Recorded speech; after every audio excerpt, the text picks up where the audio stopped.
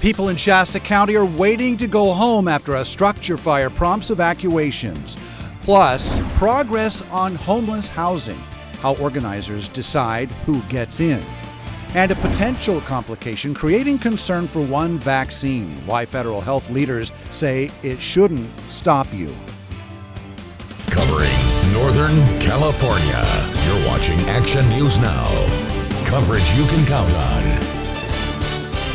Breaking news, Action News Now is tracking a fire that forced evacuations today near Cottonwood. Now that fire is burning in the area of Gas Point Road and Creekside Drive in South Shasta County. Action News Now reporter Anna Torrea is near the scene. She's been tracking the story for us all afternoon.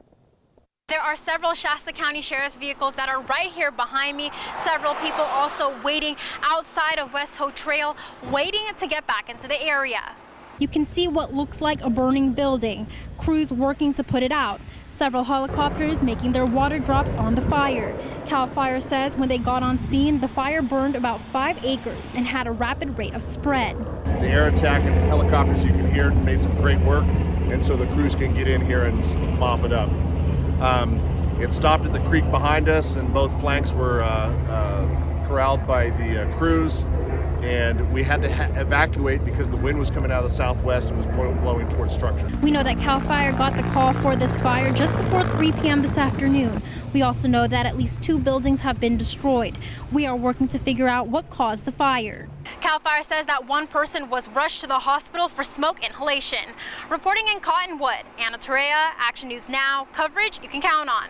Now, we've just learned that all evacuations have been lifted for that fire. Meanwhile, conditions are not as extreme as they were over the weekend, but still plenty hot out there. Chief Meteorologist Jason Stiff joins us now, still tracking triple digits. Jason? Yeah, we still have some, but thankfully not as many, and they're also not as deep into the triple digits as they have been, but it is still pretty hot outside, certainly hotter than average for this date. Right now it's 103 degrees in Red Bluff and Weaverville. Around the Redding area between 105 and 107. Unfortunately, the observation at the Redding Airport is not being disseminated right now. We had problems with that yesterday as well, but it is still hot in Shasta County. Oroville, 98 degrees, 99 degrees in Chester and Chico.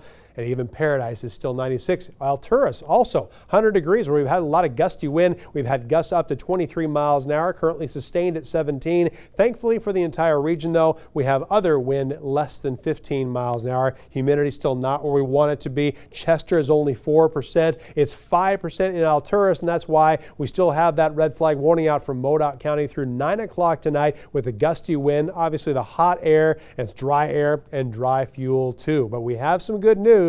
As far as the heat wave that we've endured, we've gotten through the worst of it. I'll let you know where those temperatures are going coming up in my complete storm tracker weather forecast. And Action News Now continues tracking other wildfires throughout our region. The Sugar Fire burned through another 3,000 acres over the just 24 hours, threatening to burn more homes. It is part of the Beckworth complex in Plumas and Lassen counties and now has spread into the state of Nevada. Now, the Sugar Fire has burned 89,000 acres and is 23% contained. Right now, Highway 395 is open. We have a list of mandatory evacuation orders on our website under Fire Watch. A community fire meeting will be carried live on the Plumas National Forest Facebook page, and that begins tonight at 7. The Bootleg Fire burning in southern Oregon is posing a threat to power lines, and those lines help supply power to California. So far, that fire has burned over 150,000 acres with no containment. Now, due to the continuing heat, another flex alert is in effect this evening. California's power grid operator says the heat is increasing strain on energy resources. So to avoid rolling blackouts, you're asked to conserve energy until 9 p.m. Set your thermostat to no lower than 78 degrees. Avoid using major appliances and turn off all unnecessary lights. The Plumas County District Attorney, David Hollister, is warning that you can be prosecuted if you don't heed mandatory evacuation orders. In a news release, he said local law enforcement has been told to immediately arrest violators. Ignoring orders is a crime. Not only does it put you in danger, but also emergency responders, and it can hamper efforts to protect lives and property. Glenn County will be giving away free bottled water to people whose wells have run dry. The giveaways are scheduled for this Wednesday and then next Wednesday from 4 to 7 p.m. at the Orland Fire Department. Now, you will need to complete a Glenn County dry well report, and each home is limited to 10 cases. The State Department of Water Resources also wants to hear from you, no matter where you live. If you have a well that's gone dry, we have a link for you where you can make that report at actionnewsnow.com/links. The Chico Housing Action Team is making progress on its Tiny Homes for the Homeless project. Action News Now reporter Tori Apodaca shows us who decides who moves in and how.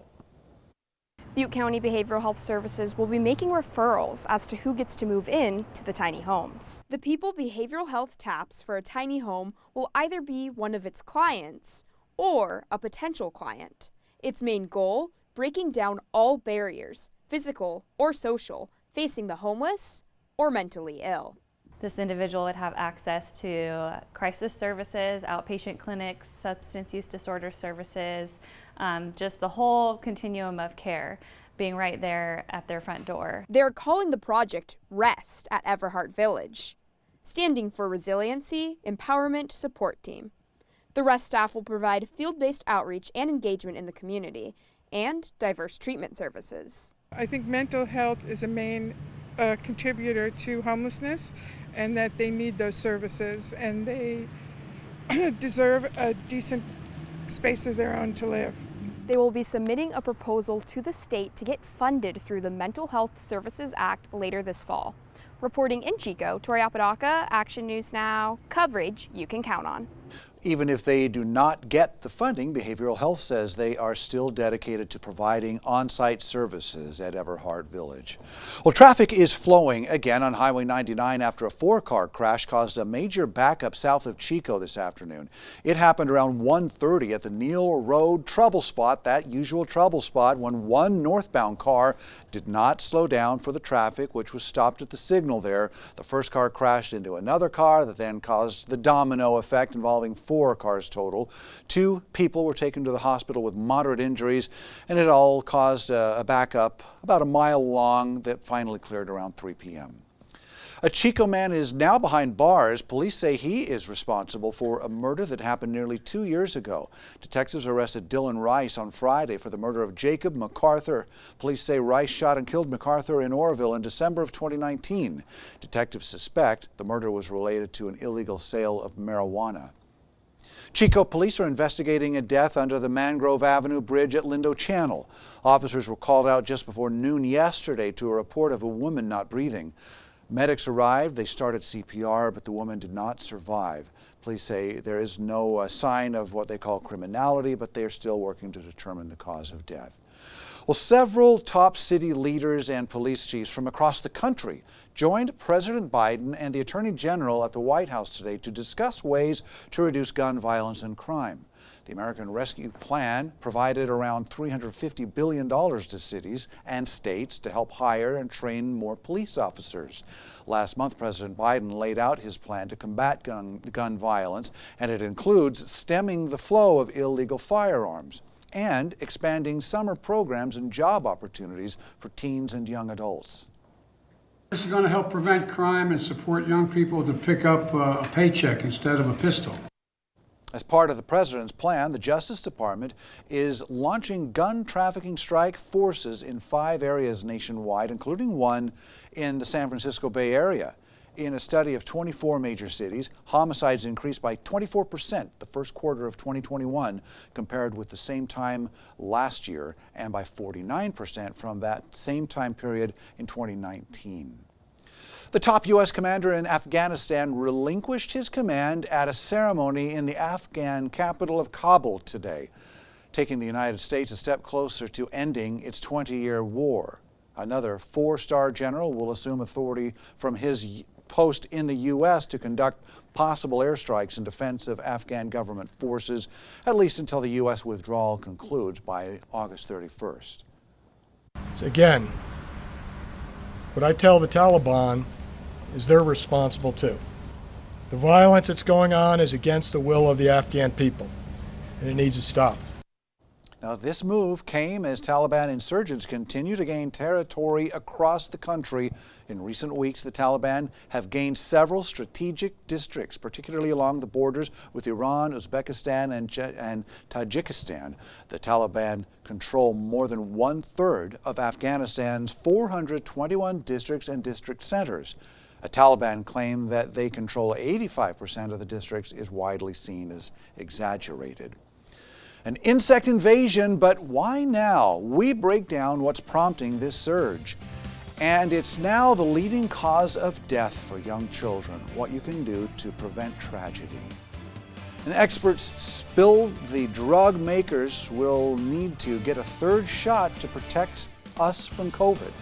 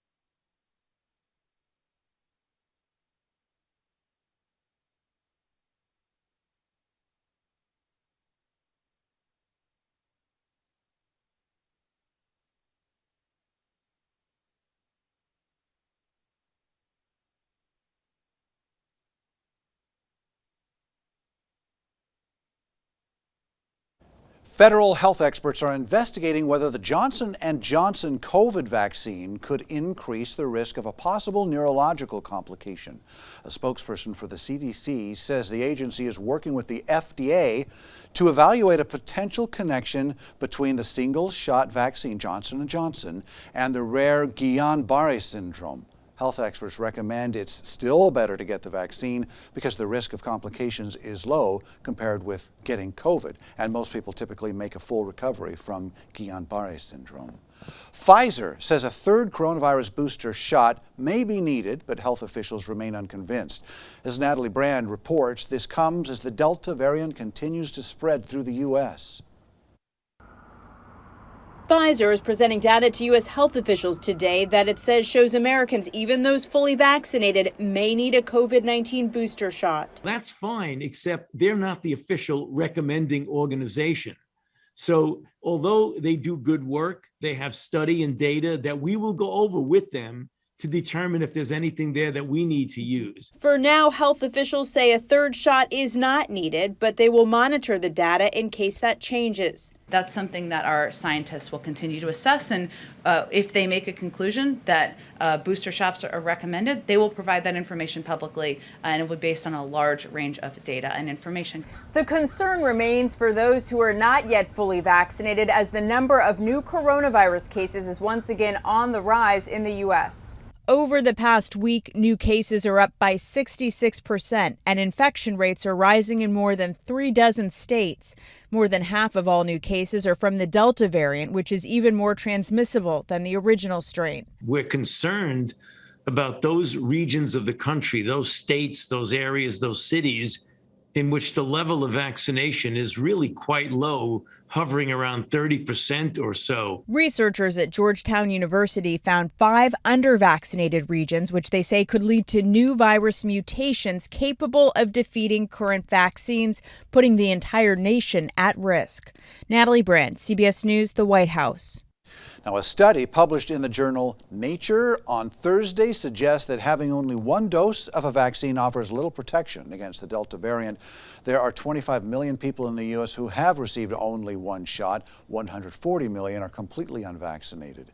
Well, the search continues. The death count continues to rise in Florida. Plus, hoping to stop a common cause of death for kids, how you can prevent drowning. If you want to do some exercise tomorrow, you'll still want to do it as early as possible. However, contrasting it with this past weekend, if you wait until the late morning hours, not as bad as it was Saturday or Sunday. You'll still want to do it during the morning when it's not quite so hot. I'll let you know how hot it's going to be where you live coming up right after this.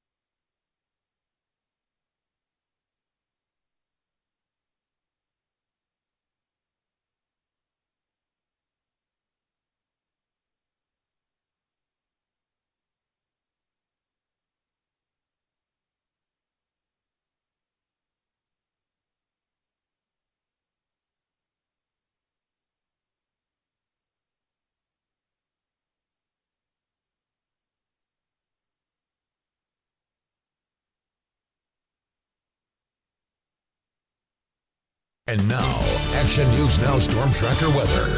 Coverage you can count on. Chief Meteorologist Jason Stiff continues to track that heat that has been sticking with us. It was, Jason, I was just telling you, I hate to be a kind of a complainer, but it was so miserable on Saturday and Sunday. It was so hot. It was really hot. We were threatening records, tied a few here and there, broke a few here and there. Sunday was almost as hot. We were really close to breaking or tying records. Didn't quite get there. Today, we've retreated further from those really hot temperatures, but it is still above average. Now, the good news is we're going to say goodbye to this excessive heat warning tonight at 9 p.m. Temperatures won't be 115 degrees anymore, at least in in the short term, which is really good news. Our heat advisory continues for Modoc County and eastern Shasta County for one more day, up to 103 to 105 degree temperatures there. And although we're going to lose this warning, it just won't be really cool outside. It just won't be quite as dangerously hot as it has been. Right now it's 100 degrees in Alturas, 102 in Quincy, 103 degrees in Red Bluff, 99 degrees in Chico, and 98 degrees for Bernie, Chester, and Orville. Even Weaverville is still 103 degrees. We've only had a couple clouds in the sky right now, a little bit of smoke in the northern and eastern reaches of Northern California, but for the most part, it's still going to be a fairly clear sky. Tonight, we'll have a lot of high, thin cirrus clouds quickly racing over far eastern California, and then we're going to say goodbye to those clouds. No good chances still of any rain. We don't want the thunderstorms and the dry lightning strikes, but no good chances for rain. The good news is we don't have widespread strong wind in the forecast either, but the biggest change that we are going to have is this dominant ridge of high pressure that I've been talking about essentially for 2 weeks. Been tracking it that whole time. It finally weakens and gets pushed to the east. So unfortunately, our friends in the Intermountain West will now have a lot of very hot, very dry weather to deal with. We'll get a little bit of a break, although it's still going to be hot, slightly below average for a few days before it rises back up this weekend and early next week, and also better chance for some actual clouds by this time next week too, just not rain-bearing clouds right now. So if you want to do that golf trip, maybe do that tee time early once again when it's in the upper 70s around 8 a.m., lower 90s at noon, still triple-digit heat in the valley tomorrow, but we're going to see some double-digit days, say that 5 times fast, just a few days away. Here's the forecast for the northern mountains for tomorrow. Upper 90s and lower 100s. 103 degrees for Weaverville, 100 degrees for French Gulch, and 102 degrees for Hayfork and Wairika. Also 90s and triple digits for the northern Sierra and southern Cascades, but not quite as hot as it has been. 100 degrees for Quincy, Alturas, and Shingletown. 98 degrees for Bernie and Susanville. Also upper 80s and lower 90s for highs for the Ridge. Those lows, though, are going to be much more comfortable. 60s and 70s instead of the 80s we had a couple mornings ago, and the daytime highs near 90. For the Valley, we'll have lows tonight in the mid to upper 60s. Highs still above average by about 5 degrees. 103 to 105, and the Chico area also more comfortable 60s for overnight lows, highs between 100 degrees and 103 for your Tuesday. The next 7 days in Chico, look at this. We have 6 out of 7 days with double-digit highs. We'll take that. Mostly sunny by this time next week, but still no good chances for rain. And for Redding, we have more triple-digit than double-digit days, but it's nice to have 97 to 98 degrees Thursday through Saturday. Help for parents in need. A pandemic boost is making its way to families. Plus, the struggles of a new restaurant, from pandemic problems to what comes next. And the first winner in the billionaire space race. A success years in the making.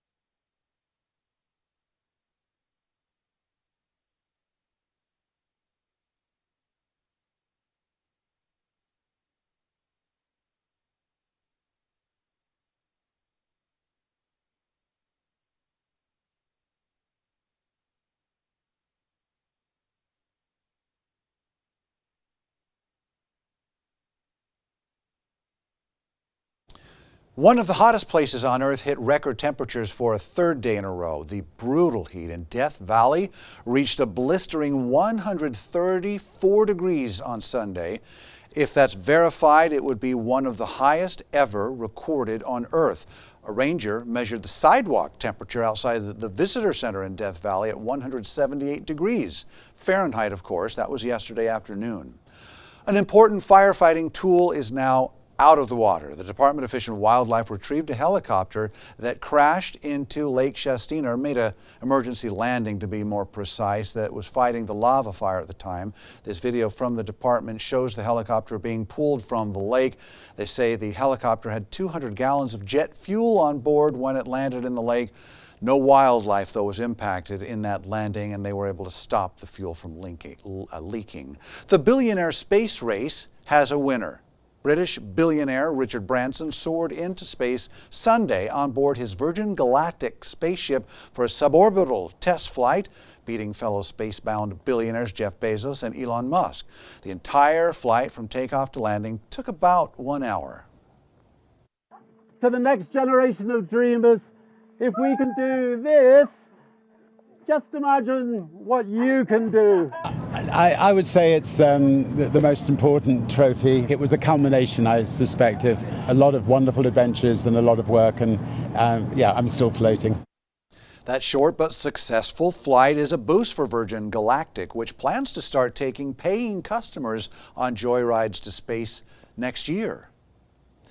Drowning is the leading cause of injury-related death in children ages 1 to 4. That's from a new report from the American Academy of Pediatrics.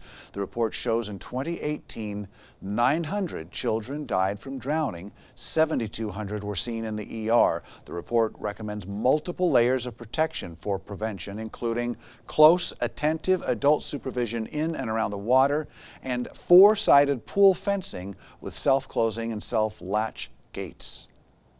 Making sure you're taking as many precautions as you can, getting your child's swimming lessons. We talk about having a water watcher, the person who is assigned to watch the children in the pool. Toddler and teen boys are at highest risk. A major protest is emerging in Cuba, and now U.S. leaders are voicing their support. Plus, more help for families struggling in the pandemic, how you can know if you qualify. And ants, cockroaches, and spiders, why hot weather may be a reason to watch your step.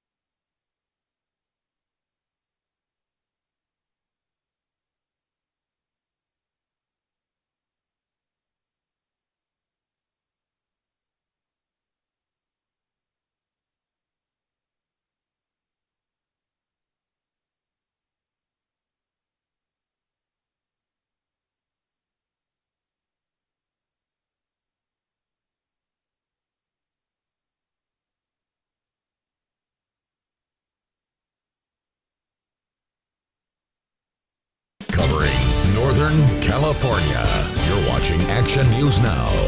Coverage you can count on. A new fire sparked up in the Shasta Trinity National Forest Sunday. They called it the Bradley Fire. Take a look at these images that were taken by Mount Shasta firefighters. Now, this fire started near Bigelow Road east of McLeod. Crews on the lava fire were dispatched to the scene. They got an early jump on it, and today the Bradley fire is 90% contained at 357 acres. The lava fire is expected to be fully contained tomorrow. The Tennant fire is now 100% contained. It burned more than 10,580 acres in the Klamath National Forest. Some areas there are still closed. The U.S. Forest Service will remain on scene to monitor for any new activity. Carlos Zapata has entered a plea of not guilty to charges of battery and disturbing the peace by fighting. Zapata is the founding member of Red, White, and Blueprint, which is a group supporting the recall of 3 Shasta County supervisors. His charges stem from an incident in May with a local YouTuber, Nathan Blaze. Zapata's next court date is on August 9th. The hot temperatures force ants and cockroaches and spiders into homes. Action News Now reporter Danny Maston spoke with an expert on how you can keep them from invading your home. More and more bugs are coming into people's homes, especially during these hot summer months. I spoke to an entomologist who explains what steps you can take to prevent these bugs from coming in. Bugs like this cockroach are trying to escape the brutal heat beating down. They all like to be around moisture. And of course, in these hot summer months where, it is dry as ever out there, that water can really be an attractant to come inside so they have, a place to cool off and something to drink. Don Miller is an entomologist at Chico State. He says there are certain bugs you are more likely to see in the summer. So-called oriental cockroach. The animals are larger, they're further along in development, and they also seem to be active on warm summer nights. So they're more conspicuous. I personally like to keep my patio door open when it starts to cool down at night, but Dr. Miller suggests that you keep those patio doors closed, as this is an easy way to invite bugs into your home. There's some compounds, I think they have boric acid, which is not really a nasty chemical, but it scratches cockroaches, it scratches their skins. So they end up, becoming dehydrated and losing water. Miller says cockroaches may look scary, but they are harmless. Cockroaches may be annoying and they may walk in the food. Generally, though, they do not transmit diseases, so they're not really a big threat. Miller says the simple step of covering your drain when not in use can keep the roaches out. Reporting in Chico, Danny Maston, Action News Now coverage you can count on. Miller also says it's not an issue if there are just a couple of cockroaches in your home. When it's a large infestation,